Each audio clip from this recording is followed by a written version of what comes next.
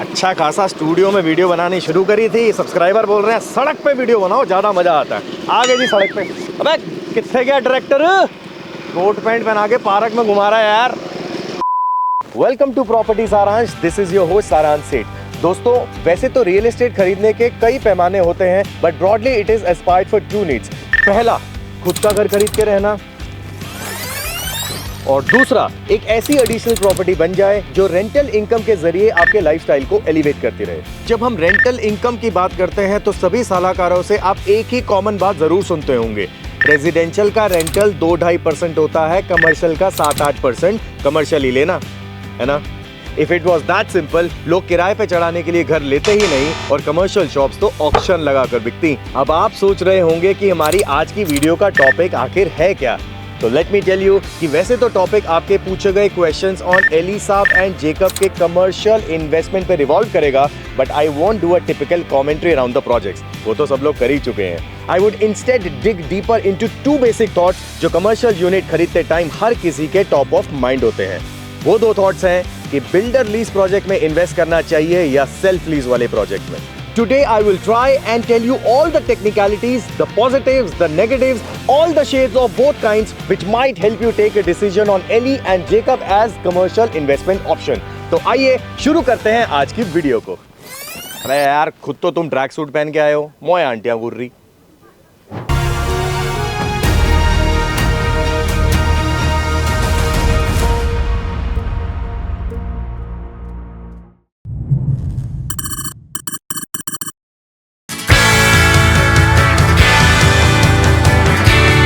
Builder lease और self lease, main मुद्दा तो लीजिंग का ही है। म्हणजे टेनेंट कौन लाएगा, बिल्डर या आप।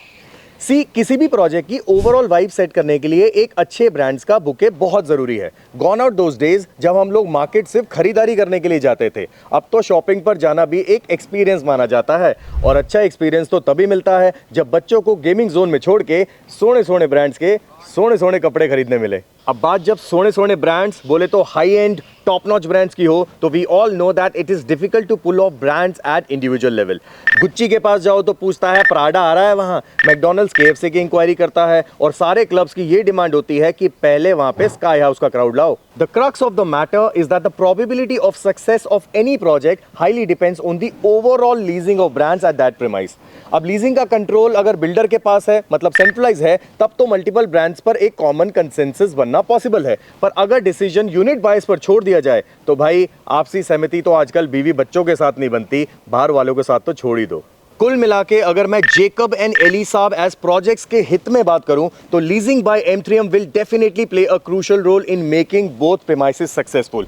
बट वेट, क्या प्रोजेक्ट का सक्सेसफुल होना आपकी यूनिट इन्वेस्टमेंट को भी सक्सेसफुल बनाता है? इसका आंसर आपको शायद वीडियो के एंड तक मिल जाएगा, so stay hooked till the last second. आपकी किराए पे दी हुई दुकान पे टेनेंट का धंधा कितना चलेगा, आपको उसकी उतनी ही टेंशन लेनी पड़ती है जितना कि खुद के बच्चों का करियर सेट करने की। क्योंकि टेनेंट का काम नहीं चला तो वो तो 6-8 महीने में दुकान बढ़ा देता है, पर फिर आपको दुकान की मरम्मत करा के किसी और बिजनेस ऑपरेटर को ढूंढना पड़ता है।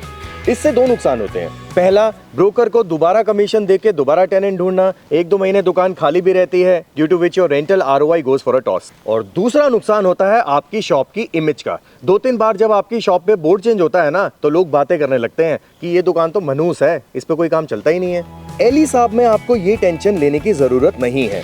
वेल एस्टैब्लिश्ड ब्रांड आएगा जो एक तो सक्सेस को लेके थोड़ा कॉन्फिडेंट होता है, और अगर कमाई नहीं भी हुई तो वो दुकान जल्दी से क्लोज नहीं करेगा, क्योंकि उससे उनकी ब्रांड इमेज खराब होती है। Therefore, they usually sign up for a 3 years, 5 years leasing commitment which sustains your rental ROI. That's a big advantage in a builder lease shop. Owning a shop at a builder lease project brings a sense of pride and a lot of ego satisfaction. M3M and Smart World की leasing teams are on their toes to bring the top, the best, the famous global level brands in both the projects. अब फर्ज करो कि अगर आपने अपनी दुकान की लीजिंग खुद की होती और शंटी मोमो कॉर्नर को चढ़ाई होती, तो पूछने वाले को आप यही कहते कि मैंने दुकान एक फूड जॉइंट वाले को रेंट पे दे रखी है, शंटी का नाम नहीं लेते आप। पर आपकी एली में ली हुई दुकान में यू वुड बोस्टफुली टेल पीपल कि वो जो बुरबेरी की दुकान है ना, वो मेरी है। अबे हंस के रहे हो यार, आई नो इट्स बबरी। तो ये थे positives of investing in a builder lease shop. Now let's see what could be the challenges around it.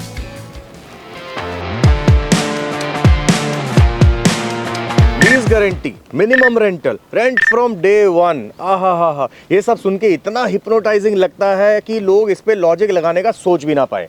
Tell me one thing, do you really think कि इतने बड़े ब्रांड्स किस जगह पे अपना स्टोर खोलना है ये 4 साल पहले डिसाइड करते होंगे? तो फिर मिनिमम रेंटल पहले कैसे प्लान हो जाता है?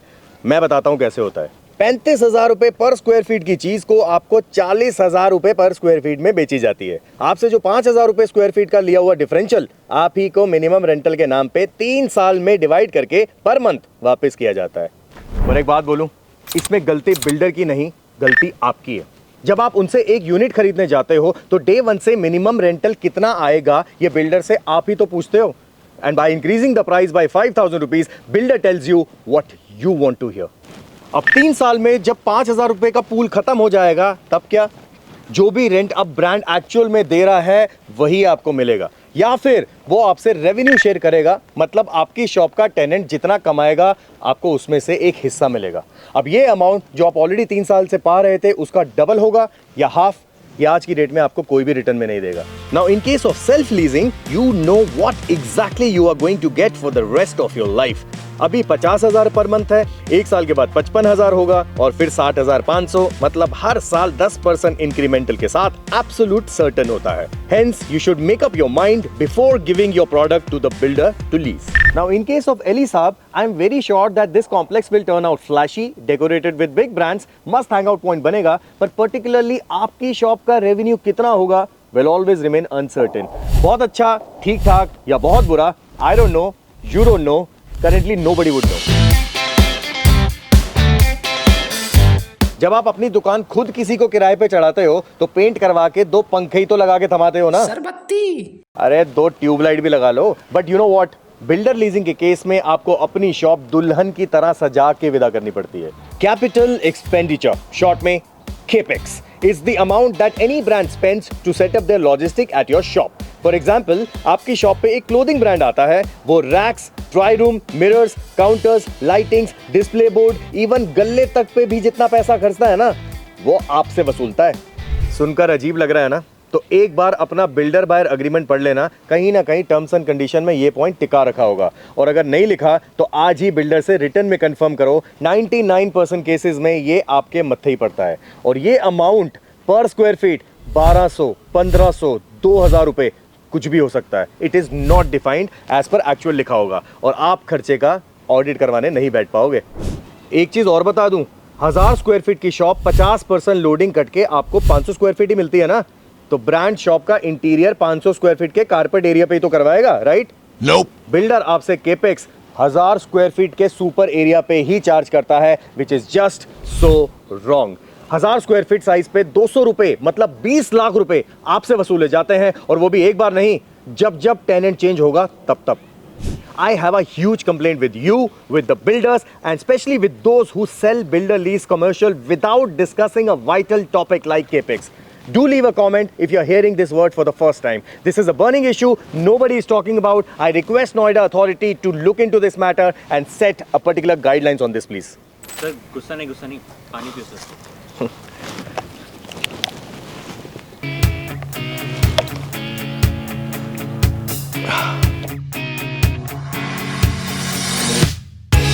सबसे पहले तो आपको बिल्डर लीज शॉप खरीदते टाइम एक बात बिल्कुल क्लियर होनी चाहिए। चाहे आप एक लॉकेबल यूनिट खरीद रहे हो, रीसेल करने के टाइम पे आपका यूनिट प्रैक्टिकली एक वर्चुअल यूनिट की तरह ही परसीव किया जाएगा। Do you understand why I am saying this? Let me give you an example.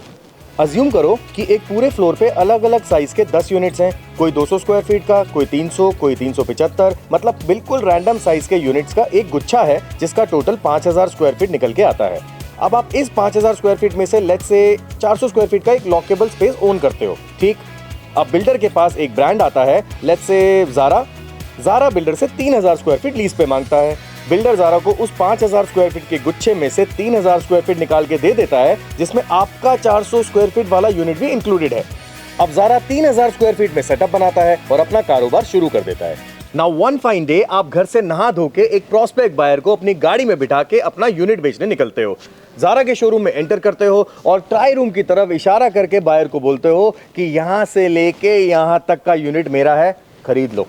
तो बायर आपको कहता है ना दीवार, ना दरवाजा, ना कुंडी, काय का लॉकेबल यूनिट है। ऑन दी अदर हैंड आपके पास एक सेल्फ कंट्रोल वाली दुकान है, बायर आता है, आप दुकान का शटर ओपन करते हो और कहते हो कोने से कोना मिला के देख ले भाई, समझ आती है तो ले ले। सेल्फ लीज के केस में दूसरा बड़ा एडवांटेज होता है टारगेट ऑडियंस। किसी को खुद का काम खोलना हो, शॉप रेंट पे चढ़ा के रेंट खाना हो, गोदाम बनाना हो, आपकी शॉप बहुत लोगों के काम आ सकती है, इसलिए बेचना मुश्किल नहीं होता। But in case of a builder lease shop, you can only resell it to a person who is looking at it as a rental income. Therefore, the pool of buyers for a builder lease shop is probably 1/3 in comparison to the self lease. कुल मिला के दोनों ही model के अपने फायदे और अपने challenges हैं। In my opinion, if you are looking to invest in L E, you can consider ground floor shops, but try for bigger sizes which are located as front as possible.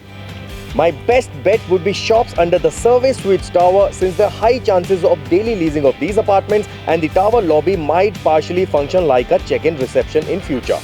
Which means there'll be possibly new people walking in every day who might get attracted to shop from the shops underneath this tower. Now, if you have a smaller budget, do not go for the first floor, instead go for the second floor unit. I'm pretty sure Smart World would fetch best of the best clubs on this floor, which will do good business, eventually contributing substantially in your rentals.